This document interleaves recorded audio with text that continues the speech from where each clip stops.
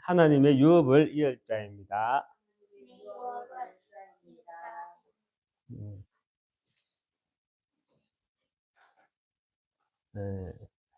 과거 어느 시대나 우리가 현재를 살고 있지만 우리가 역사를 보면 과거 어느 시대나 이렇게 다 흥망성쇠는 있었습니다.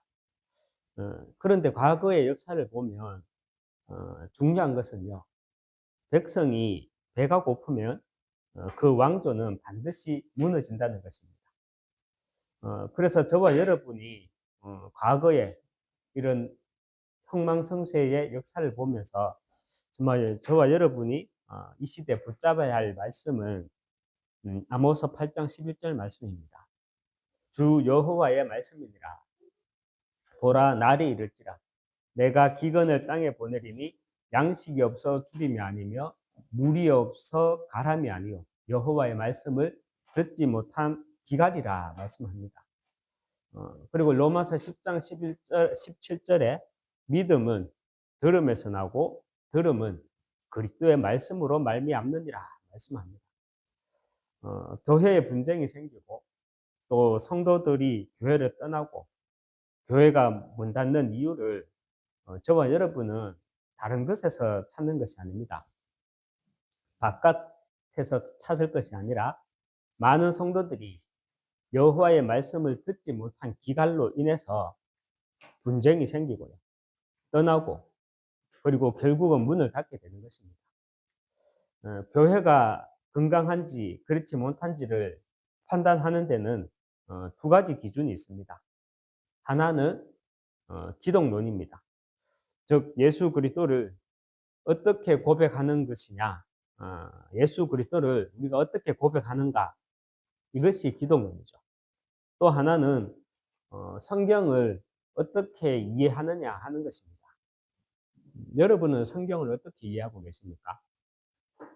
요한복음 20장 31절에 오직 이것을 기록하면 너희로 예수께서 하나님의 아들 그리스도이심을 믿게 하려 함이요 또 너희로 믿고 그 이름을 힘입어 생명을 얻게 하려 함이니라 말씀합니다. 성경은 그리스도 예수를 통한 구원에 관한 이야기만 기록해 놨습니다. 그래서 요한 사도가 오직 이것을 기록하면 이렇게 말씀하는 겁니다. 그리고 요한복음 21장 25절에 보면 예수께서 행하신 일이 이 외에도 많으니 만일에 낱낱이 기록된다면 이 세상이라도 이 기록된 책을 두기에 부족할 줄 아노라 말씀합니다. 성경이 그리스도와 구원에 관한 이야기 외에 또 다른 이야기를 기록해놨다면, 예를 들면 창세기 1장 창조에 대해서 디테일하게 이야기를 해놨다면 이 성경 말씀을 세상 어디에도 두기에 부족하다는 거예요. 그래서 성경인 하나님의 말씀은 구원에 관한 이야기만 기록해 놨다는 것입니다. 그런데 가장 교모하게 조작하기 쉬운 것이요, 기독론입니다. 예수 그리스도에 대해서 아주 교모하게 다르게 이야기를 하게 됩니다. 기독론이란 무엇입니까? 예수는 참 선지자, 참 제사장, 참 왕이신 그리스도라는 사실이 기독론이고, 이 기독론을 나에게 적용하는 것이 구원론입니다. 갈라디아서 1장 6절에서 7절 말씀에 보면 그리스도의 은혜로 너희를 부르신 이를 이같이 속히 떠나 다른 복음을 따르는 것을 내가 이상하게 여기노라. 다른 복음은 없나니 다만 어떤 사람이 너희를 교란하여 그리스도의 복음을 변하게 하려 함이라 말씀을 합니다.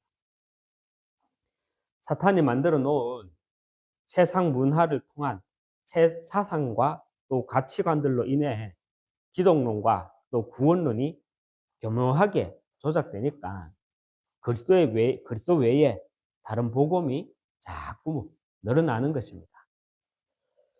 기준이 착한 복음, 또 기준이 바른 복음, 성공 복음, 우리 남편이 변했어요 복음, 우리 아이가 변했어요 복음, 심지어는 누가 복음이 아니라 내가 복음 등, 우리는 껍데기가 변하는 것을 가지고 복음의 능력으로 착각을 하는데요. 껍데기가 변해야 되는 것이 아니라 영혼이 변해야 합니다. 영혼이 변하지 않는 것은 그것은 다 사람 앞에 서기 위한 가식일 뿐입니다. 바울은 자신을 처음 소개할 때 이렇게 소개했죠. 바리새인 중에 바리새인이라고 자기를 소개하였습니다.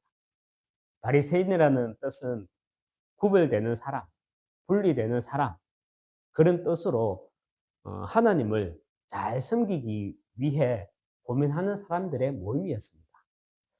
처음에는 좋은 의도를 가지고 시작한 모임이었지만 말을 하자면 기독론이 흔들리게 되면서 본질에서 벗어나게 되었습니다. 여러분, 교회가요, 그리고 성도가 본질에서 벗어나게 되면 영적으로 타락하게 됩니다. 영적으로 타락한다는 말은 창세기 3장 나중심, 창세기 6장 네피림 문화, 창세기 11장 성공 중심, 여기에 잡혀 있는 것입니다. 성경에 보면 열왕기 상하나 역대상을 읽어보면 항상 생각나는 격언이 있습니다. 과거를 기억하지 못하는 민족은 반드시 그 과거를 되풀이한다는 말입니다. 우리는 유럽교회의 과거를 기억해야 됩니다. 그리고 미국 교회 기억해야 합니다. 우리는 특별히 세상을 살아가면서, 이 땅을 살아가면서 아무 생각 없이 사는 것이 아니라 반드시 의식하며 살아야 합니다. 우리가 반드시 의식하며 살아야 하는데, 의식해야 할 것이 우리 인생은 이미와 아직 이 사이를 살아가고 있다는 것입니다. 다시 말하면 창세기 3장 15절의 언약 성취, 그 십자가 사건을 통한 예수님의 초림과 재림, 이 사이를 살아가고 있다는 말입니다. 그래서 우리가 반드시 알고 누려야 할 것이 있습니다. 이미와 아직 사이에서 예수님이 우리에게 약속하신 것이 무엇입니까? 지난주에도 말씀드렸지만 하나님 나라입니다. 누가복음 17장 20절에 바리새인들이 하나님의 나라가 어느 때에 임하니까 묻거늘 예수께서 대답하여 이르시되 하나님의 나라는 볼 수 있게 임하는 것이 아니요 21절에 또 여기 있다 저기 있다 고도 못하리니 하나님 나라는 너희 안에 있느니라 말씀합니다. 여러분, 하나님 나라는 내가 죽어야지만 경험하는 것이 아니라 지금 내가 있는 이 땅에서 경험하고 누리는 것입니다. 어떻게 그렇다면 하나님 나라를 내가 경험하고 또 누릴 수 있습니까? 이 땅의 모든 인생은요, 사실 태어나면서부터 속기 시작했습니다. 그래서 내 안에 있는 망대부터 바꿔야 합니다. 세상이 주는 메시지 창세기 3장 나중심, 창세기 6장 네피림 문화, 창세기 11장 성공 중심, 여기에서 빠져나와야 합니다. 그래서 내 안에 하나님의 망대를 세워야 합니다. 영적 존재인 우리 인간은 매일 그리스도를 듣지 못하면, 묵상하지 못하면 가장 먼저는요, 나한테 속게 됩니다. 그 배후에는 뱀 사탄이 있죠. 그리고 매일 그리스도를 듣지 못하면, 묵상하지 못하면 세상 유혹에 빠지게 되고요. 매일 그리스도 듣지 못하면, 묵상하지 못하면 땅의 것만 보고 땅의 것을 따라가게 되고요. 그 결과 우리는 만몬 신앙에 잡혀 살아가게 됩니다. 하지만 매일 그리스도를 듣고 우리가 묵상하게 되면 보이는 것이 있습니다. 아담과 하와처럼 벌거벗은 내 모습, 수치스러운 나의 모습이 보이는 것이 아니라 세상 사람과는 구별된 하나님이 만드신 나, 이것이 보입니다. 이 영적인 눈으로 영적 세계와 사실을 보기 위해서 하나님은요, 나를 외로운 시간 속으로도 끌고 가십니다. 우리가 성경을 보면 요셉, 그리고 다니엘, 엘리야, 엘리사, 그리고 이사야 같은 구약의 많은 선지자, 그리고 사도 바울 같은 인물은 사실 참 외로운 사람들이었습니다. 왜입니까? 다수인 세상 사람과는 달리 복음의 가치관을 가지고 복음의 생에 걸면 외로움 속으로 들어가게 됩니다. 우리 인생 또한 하나님은 외로움 속으로 우리 인생을 들어가게 하십니다. 왜입니까? 우리 인생은 잘 되고 또 잘 되는 만사형통이나 로또 인생이 아니라 우리 인생은 하나님 보시기에 완전한 자이기 때문입니다. 오늘 본문에서는 하나님이 노아를 보고 완전한 자라고 말을 합니다. 노아는 어떤 신앙을 가졌길래 이 우주 만물을 창조하신 하나님이 한 인간을 지목해서 완전한 자라고 했을까요? 저와 여러분이 보시기에 정말 노아가 절대자 하나님이 정말 노아를 보고 완전한 사람이었다고 말을 하셨겠습니까?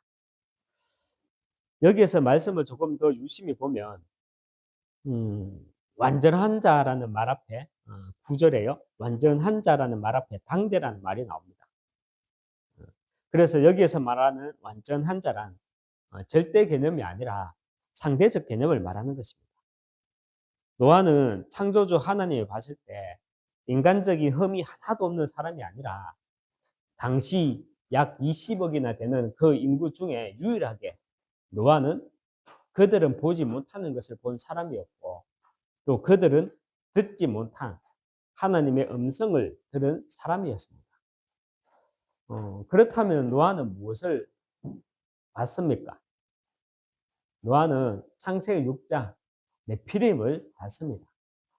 그런데 중요한 것은 그냥 본 것이 아니라 노아는 창세 전, 영세 전의 일들에 대한 결과로 봤다는 것입니다. 여러분, 창세 전, 영세 전의 일이란 무엇입니까? 창세기 1장 1절에 태초에 하나님이 천지를 창조하시니라 말씀을 합니다. 창세기 1장 1절에서 말하는 태초는 베르시트라는 말로요. 시간의 시작이 있는 태초입니다. 그런데 요한복음 1장 1절에도 태초라는 말이 나옵니다. 태초에 말씀이 계십니다. 그런데 요한복음 1장 1절에서 말하는 태초는 한글로는 같은 태초지만 원어상으로는 완전히 다른 말이죠. 아르케라는 말로 시간의 시작이 없는 태초, 하나님의 시간, 영원을 말하는 겁니다. 이 영원 전에 어떤 일이 있었습니까?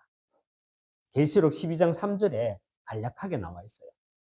큰 영이 내쫓기니 옛뱀, 곧 마귀라고도 하고 사탄이라고도 하며 온 천하를 깨는 자라. 그가 땅으로 내쫓기니 그의 사자들도 그와 함께 내쫓기니라 말씀합니다. 그의 사자들도 그와 함께 내쫓기니라. 여러분, 창세기 3장 선악과 사건이 무엇입니까? 동일하게 일어나고 있는 사건으로 보이지 않습니까? 요한일서 3장 8절에 보면 죄를 짓는 자는 마귀에게 속하나니 마귀는 처음부터 범죄한 자니라 말씀을 하죠. 처음부터 범죄한 자니라. 바로 창세기 3장을 말하는 것입니다. 성경에서는 뱀을 사단 마귀라고 말합니다. 그 사단 마귀라는 존재가 계시록 12장 9절에 보면 온 천하를 깨는 자라. 그가 땅으로 내쫓기니. 제가 방금 성경 말씀을 조금 더 사실적으로 말하게 되면 온 천하가 뭡니까? 우주와 지구를 말합니다. 맞죠? 즉 우주와 지구를 깨는 자라. 그가 지구로 내쫓기니 그의 부하들도 그와 함께 내쫓기니라. 여러분, 제가 지금 마치 SF 영화 이야기하는 것 같지는 않습니까? 막 용이 나타나고 막 땅으로 내쫓겼다 말하고 그의 부하들도 같이 내쫓겼다 말하고 사실 온 인류의 문화를 장악하고 있는 흑암의 단체들은요. 성경에서 많은 영감을 얻어서 온갖 스토리를 만들고 있습니다. 그런데 우리는 어떻습니까? 기준이 기독론의 본질에서 벗어난 착한 복음, 바른 복음, 성공 복음, 우리 남편이 변했어요 복음, 우리 아이가 변했어요 복음, 심지어는 내가 복음, 이런 다른 복음으로 각인된 결과 영적 세계와 또 영적 사실에 대해 선을 긋고 있지는 않습니까? 노아는 창세기 6장 네피림의 문화를 봤는데 그냥 본 것이 아니라 창세 전, 영세 전의 일들에 대한 결과로 봤다는 것입니다. 그래서 하나님은 노아를 향해서 당대의 완전한 자라고 한 것입니다. 저는 사역을 하면서 또 강조하는 것이 결국은 내가 봐야 된다는 말을 자주 합니다. 왜냐? 결국 노아가 120년 동안 당시 수많은 사람들의 시선과 또 수많은 사람들의 말들로 인한 그 외로움 속에서 방주를 만들 수 있었던 그 근본 힘은 그리스도 할 수 있었던 그 힘은 봤기 때문입니다. 당대의 완전한 자랑 인간의 연약함이 하나도 없는 그런 자를 가리키는 것이 아닙니다. 당대의 완전한 신앙이란 지금 우리 현장에 일어나고 있는 창세기 6장 네피림의 문화가 그냥 만들어진 것이 아니라 창세 전, 영세 전의 일들에 대한 결과라는 사실을 아는 신앙. 그리고 당대 완전한 신앙이란 누가복음 8장 10절입니다. 이르시되 하나님 나라의 비밀을 아는 것이 너희에게 허락되었으나 다른 사람에게는 비유로 하나니 이는 그들로 보아도 보지 못하고 들어도 깨닫지 못하게 하려 함이라. 이것이 당대의 완전한 신앙입니다. 당대의 완전한 자. 이 정체성을 하나님은 저와 여러분에게 확인시켜 나가기 위해 하나님은 나를 반드시 어디 속으로 끌고 가는 줄 아십니까? 반드시 외로움 속으로 끌고 가십니다. 어제 자는데 새벽에 전화가 와요. 그래서 눈을 감고 여보세요 하고 전화를 받으니까 하는 소리가 내 말 안 들려? 내 말 안 들려? 막 가음을 치는 게 술이 막 많이 돼갖고 혀가 막 굴러가는 소리로 하나교회 사임했다면서 내 말 안 들려? 막 이러는 그게 누구인가 싶어서 이제 발신 전화를 이렇게 보니까 누구 성도더라고요. 막 술이 많이 취하셨더라고. 참 외로웠던 것 같아요.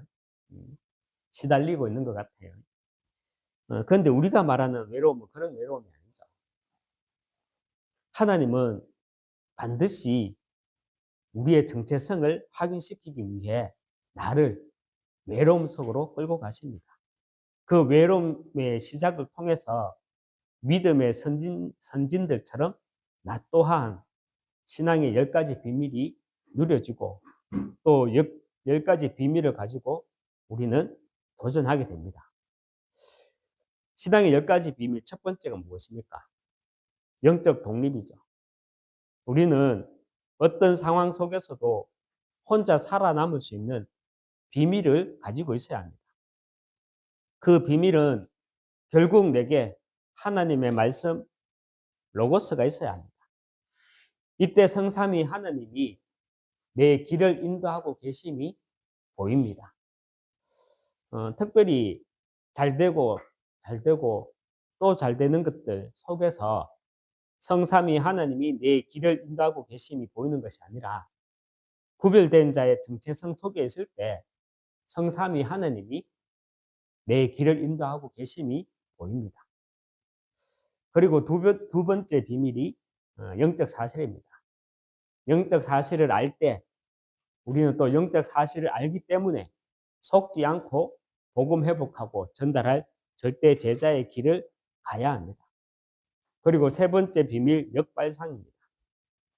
우리는 영적 사실을 안다면 세상과는 다른 반대편을 볼 수 있어야 합니다. 다시 말하면 사실과 진실 뒤에 감추어진 영적 사실을 볼 수 있어야 합니다. 이때 나 한 사람 때문에 그 현장에 하나님 나라가 임하는데 모두가 살아나는 네 번째 비밀, 시너지 효과를 가져올 수 있고요. 하나님 나라가 임함으로 흑암이 꺾이고 재앙이 물러가는 이 응답을 체험하게 되면 다섯 번째 비밀, 우리는 담대함으로 위기 속으로 갈 수 있습니다. 그래서 여섯 번째, 위기 속으로 들어가기 때문에 거기에는 경쟁할 필요가 없습니다. 위기라는 현장에는 경쟁이 없고요. 반드시 거기에는 하나님이 나와 함께 하시는 비밀을 누리게 됩니다.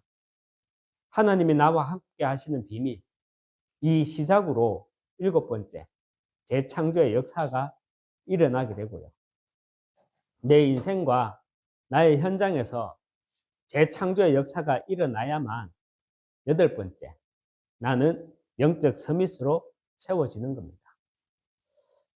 영적 서밋이 되면 아홉 번째, 복음이 선포되지 않아 재앙지대로 바뀐 아무것도 없는, 아무도 가지 않는 황무지로 갈 수 있습니다.